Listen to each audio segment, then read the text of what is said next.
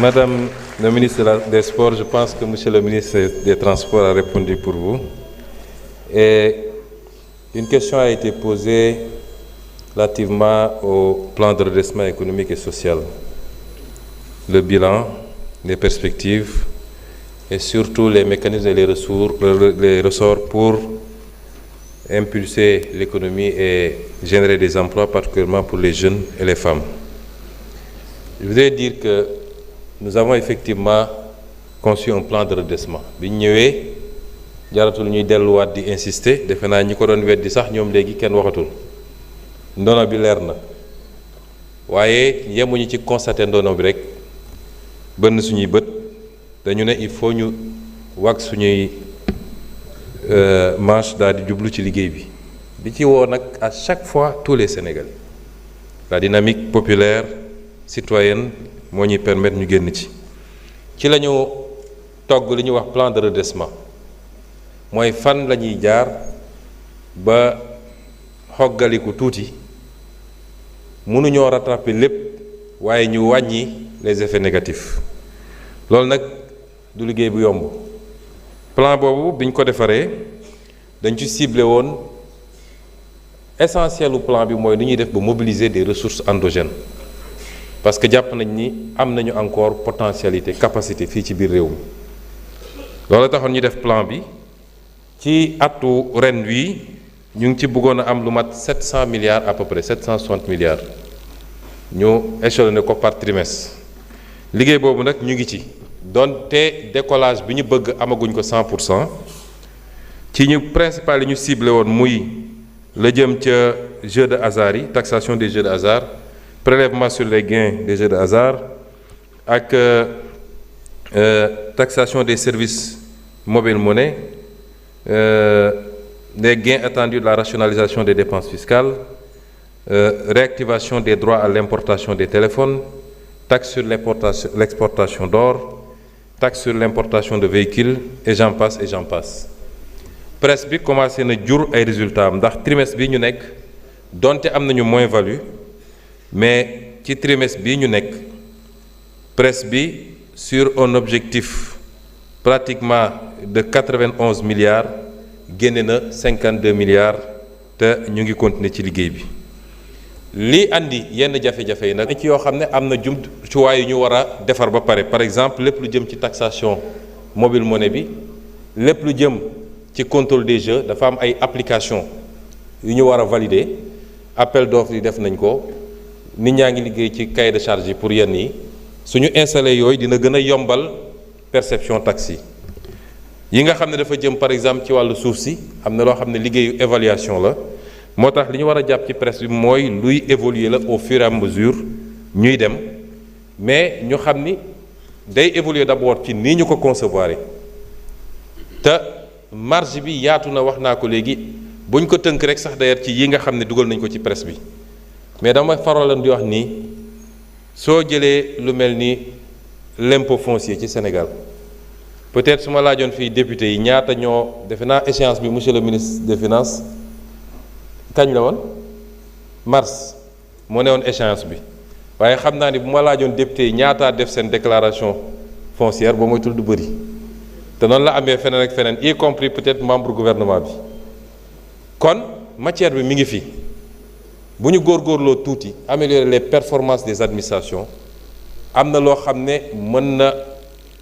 xettali état bi xettali askan wi ndax état bi li muy collecté wu ko pour poosam dañ koy delloosi ci askan wi te loolu dinaa ci dellusi léegi donc fexe ba lii nga xam ne mooy presse bi ci boppam nga xam ne lu ñu yokk la ci lañ daan def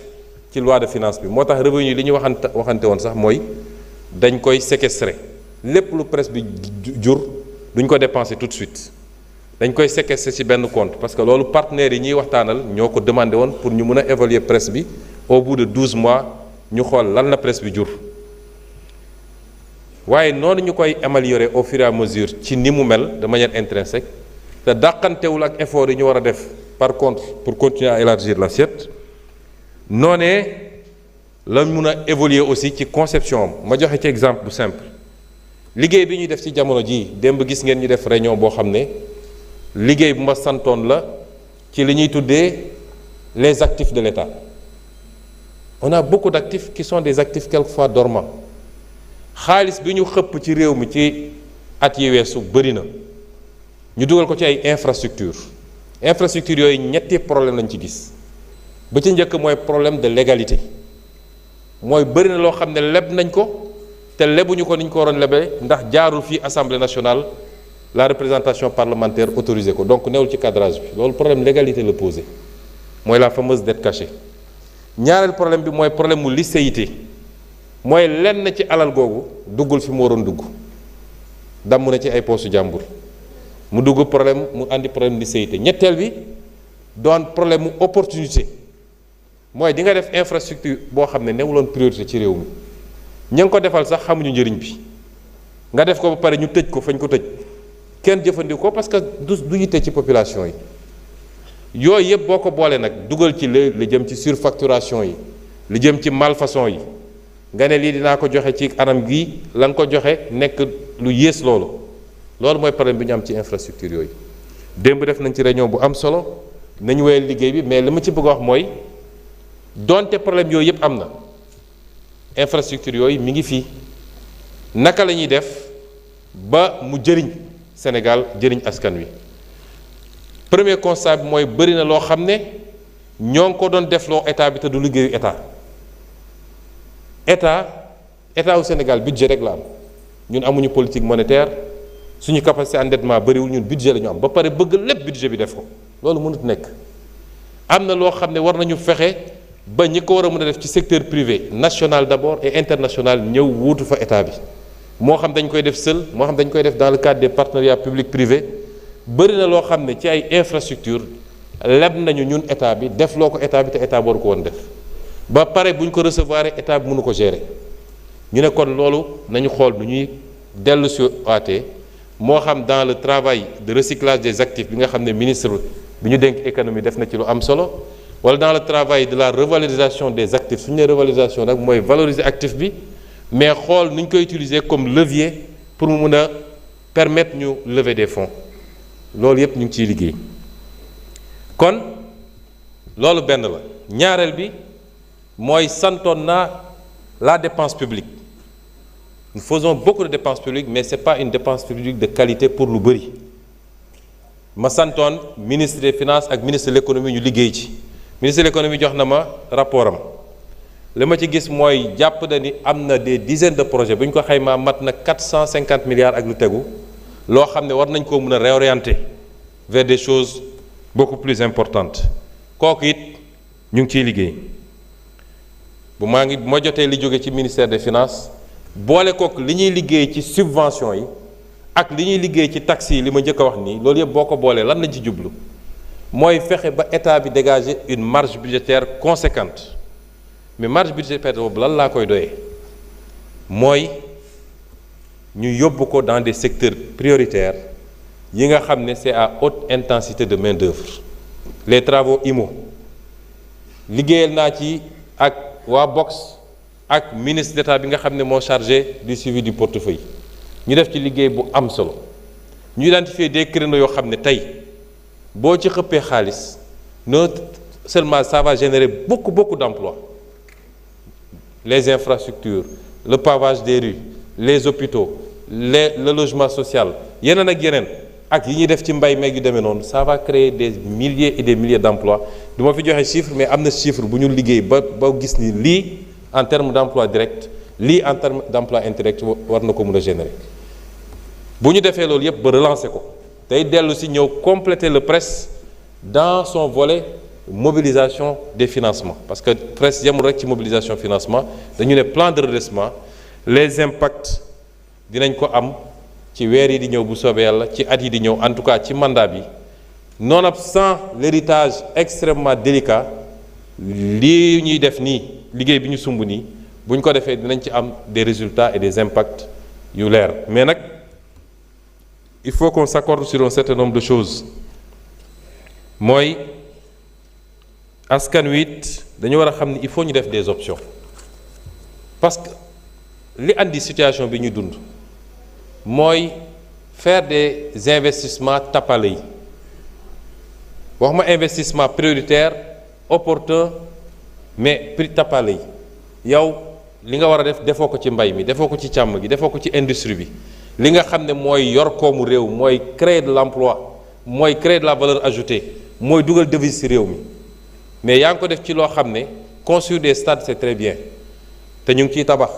à des échelles beaucoup plus trucs am na programme bi nga xam ne madame la ministre de la jeunesse mi ngi koy def barki démb jàll na dialogue de gestion parce que ubbi nañ dialogue de gestion yi man ak président de la république ministre bu ne dina jaar dialogue de gestion jafe naa ñaari ministre jaar nañu barki démb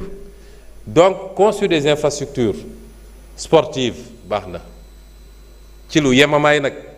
donte bu ñu génnee ci phase bi am na lu ñu bëgg a def parce que Sénégal bëgg a organiser waat Coupe d'Afrique ndax 92 ak léegi commencé na yàgg construire des arènes nationales baax na waaye yooyu yëpp li ko jiitu mooy nga fexe ba boo nee nit lu mu lay njëkk a wax bëgg naa faju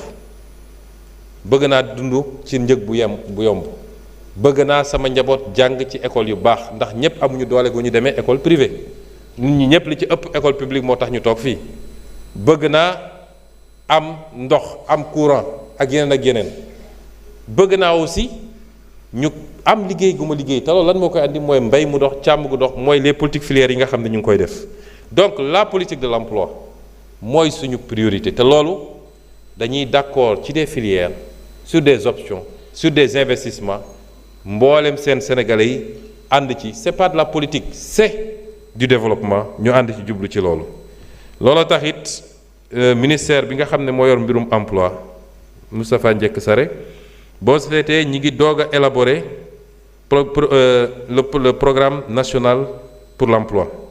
le premier depuis 29 ans ñu ngi koy doog a keroog présenté na ko conseil des ministres certainement on va faire l'adoption définitive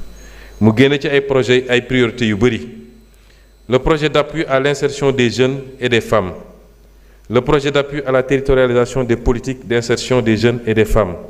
la ratification et la mise en œuvre de la CNE li ma bëgg a wax foofu monsieur le président pour daaneel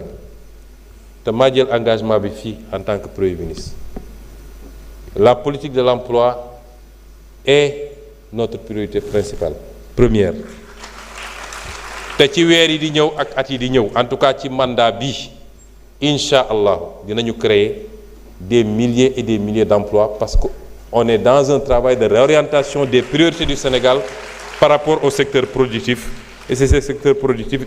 qui peuvent générer les emplois que nous voulons en privilégiant les intérêts nationaux tekkiwul nag nit dàq nañu investisseur c'est-à-dire dafa am logique yoo xam ne il faut ñu leeral ko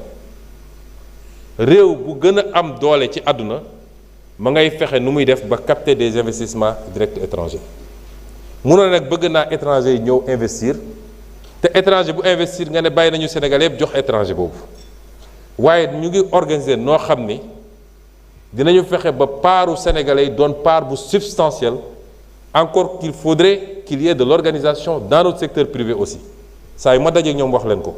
mu am organisation parce que seen doole demeewut noonu par rapport ak les multinationales yi ñëw fii mais d'ailleurs on présentera à l'Assemblée ci lu yàggul notre projet de loi sur le patriotisme économique liggéey nañ ci ba pratiquement ñu ngi à la dernière touche nañu fexe ba secteur privé national ñu dooleel ko parce que amul secteur privé boo xam ne dafa xëy rek juddu secteur privé boo gis état am da koo jàppale ba ñi nga xam ne am nañu doole seen état gi leen di continuer jàppale da ngay dem ci réew yu développé yi quand un fleuron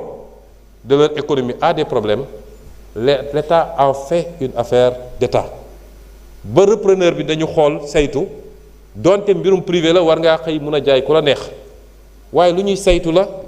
ba xam ndax ki ko war a jël méngoo nag les intérêts stratégiques du pays wala déet c'est vous dire donc que nous allons ensemble créer ces emplois pour les jeunes pour les femmes pour tous les Sénégalais je ne peux pas garantir à tout le monde un emploi mais des milliers d'emplois seront créés inchallah ñu ngi leen di gërëm di leen sant. Monsieur le Premier ministre, vous avez 6 minutes de plus.